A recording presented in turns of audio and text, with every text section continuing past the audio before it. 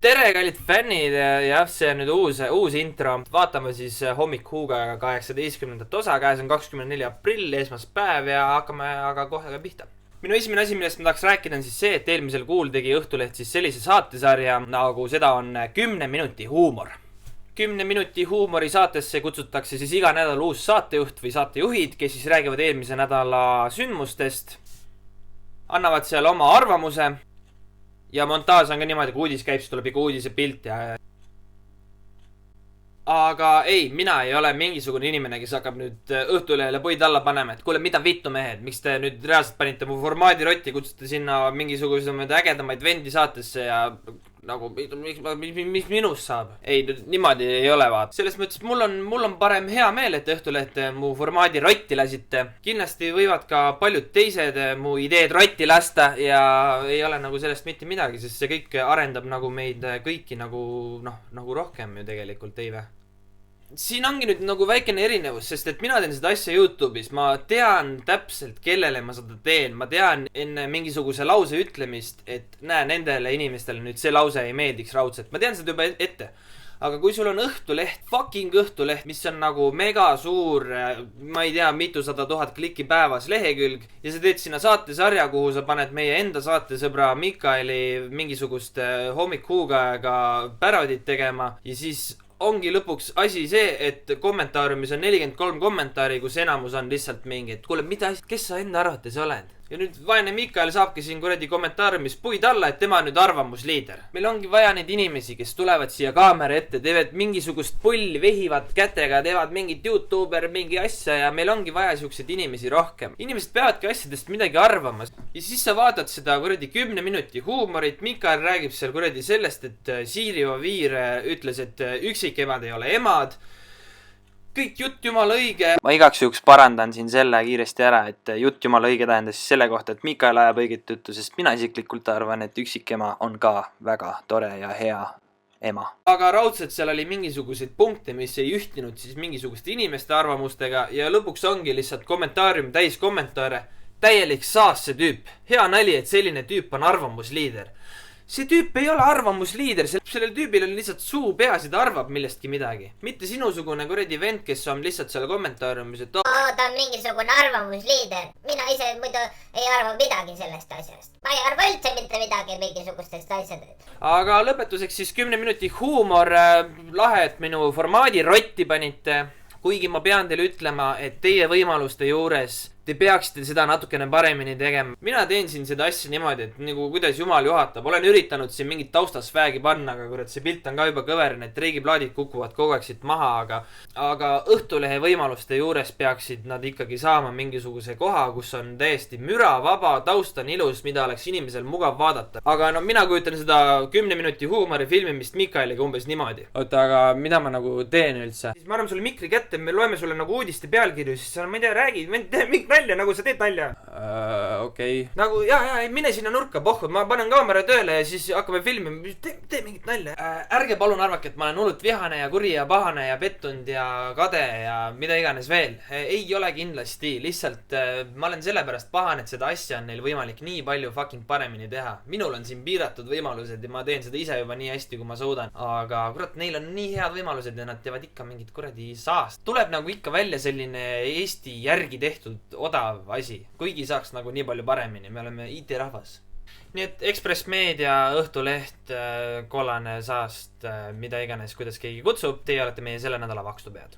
Aga kuna mina jään YouTube'i platvormile truuks ja kui Õhtuleht tuleb helistama, siis arvatavasti saadan nad perse, siis räägime natukene ka YouTube'i uudistest. Nimelt eelmine nädal tuli meil siis päevavalgele selline kanal nagu Daddy of Five ehk siis 5 lapse isa, kui keegi ingata ei oska. Mis on muideks väga populaarne, neil on 768 000 subscriberit. Daddy of Five on siis selline YouTube'i kanal, mis vlogib oma igapäevaelu, oma pereelu, nad käivad kuskil väljas, filmivad seda, siuke tore. Minu lapsepõlv oli tore. Nendel lastel siis lapsepõlv on selline, et nende isa ja ema filmivad neid, saavad selle eest nii-öelda YouTube'ilt siis raha, aga praegu ongi probleemiks siis see, et milliste videote eest nad siis raha teenivad. Aga lubage mul nüüd esitada teile Daddy of Five'i pränki, kus siis ema ja isa mõtlesid, et täiega naljakas oleks nähtamatu tindiga siis terve kuradi tuba ära mäkerdada ja siis sellist psühholoogilist mindfuck'i teha lihtsalt ühele perepojale ja ma ei tea, vaadake ise. Hey guys! So, I got a prank for Cody. Ja siis toon muutub. Get your fucking ass up here! What the fuck? What did you do? What the fuck? I didn't do that! What the hell is that? I didn't do that! You tell me what you did! I swear to God, I didn't do that! Cody! It's all over your carpet! I didn't do that! I swear. Cody, I didn't do it! You're taking you it- the fucking lying again. you are gonna lose your allowance and everything. We didn't do this! Yes, you did. Stop! Yes, you did. Huvitav, miks see debiilik arvas, et see on nagu natukenegi nagu entertaining või nagu naljakas või nagu hea pränk? Ja mis sellel isal siis prängi lõpus üldse öelda oli? It's just a prank, bruh. Ei, just a prank, lihtsalt oled mingi traumatiseeritud sellepärast, et su vanemad on su kõige suuremad kiusajad.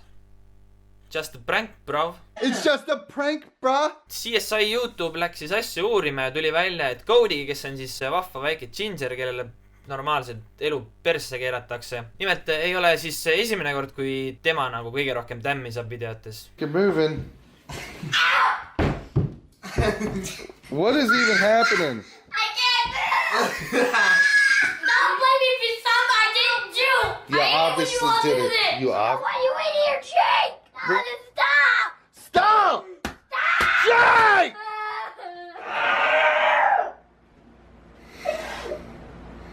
I hate him! No! No! Get out of my chair! No, take a joke. Your faces! Take a joke! You're the only one in the house that can't take a joke and gotta act like a butthole! It's just a prank, bruh. I told It's you just you a always prank, go bro. after me and Cody!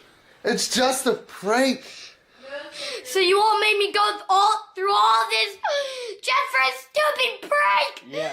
I'm tired of this. You wanna go outside and play? No! I do. You wanna go outside and I play? want everybody to leave me alone. I just want to be left alone so I can calm down. Ja siis öeldakse sellele Cody'le, et kuule, sa ei saa naljast aru. Me võime siin muidugi öelda, et noh, siuke tavaline pereelu, et kuradi vanemad vennad annavad korralikult matsu noortematele ja elu käib, et ei ole nagu midagi viga, aga nagu vaadake, kui tihti see kordub ja vaata selle venna nägu praegu lihtsalt. Tal on siuke nägu, nagu ta läheks 10 aasta pärast tulistama kuskile koolina. Ja siis on veel klipp sellest, kuidas isa viskab ta vastu raamaturiiulit ja pärast on voodi peal niimoodi, et tal on padi kuradi verine. You cannot take a joke. You cannot take a joke. Mida vittuna? Elame küll sellises ajas, kus saab siukse YouTube'i entertaininguga teenida päris häid summasi lisaraha, aga kas sellepärast peab nagu mingisuguse väikse klemmi elu persse keerama? Pigem mitte. Go and take the camera with you. No! I gotta vlog my life. You know that. Stop it! Siis üks kiire uudis ka vahelduseks, mida ma väga ei tahtnud isegi rääkida, sest te kindlasti ütlete, et issand, Rainer, sa oled nii labane, aga ei päriselt. Kas te olete kunagi mõelnud, miks koera kakajunnid enam valged ei ole? Põhjus on väga lihtne, nimelt tänapäeva koera toitudes ei ole enam kontides siis nii palju kaltsiumit, mis selle kaka valgeks muudaksid. Nii et kui te olete kunagi mõelnud, et huvitav, kuhu valged koera kakajunnid on kadunud, siis nüüd siis teate. Aitäh, Huugaja. Siis minu selle nädalane videosoovitus on siis kõigile bowlingusõpradele. Üks vend teeb siis 86 sekundiga 300 pela. Nii et jah, minge vaadake, kuidas bowlingut mängivad asjad.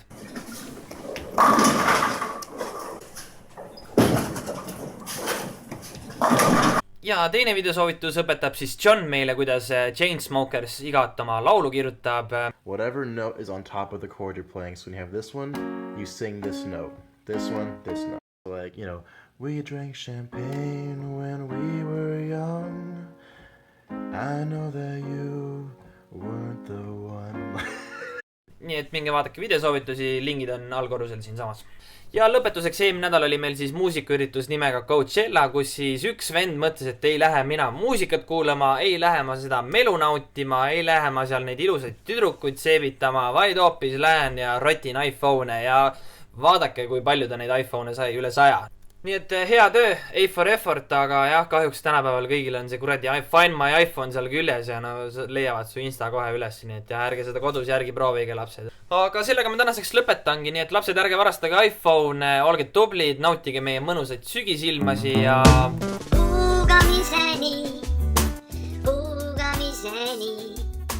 Kuugamiseni.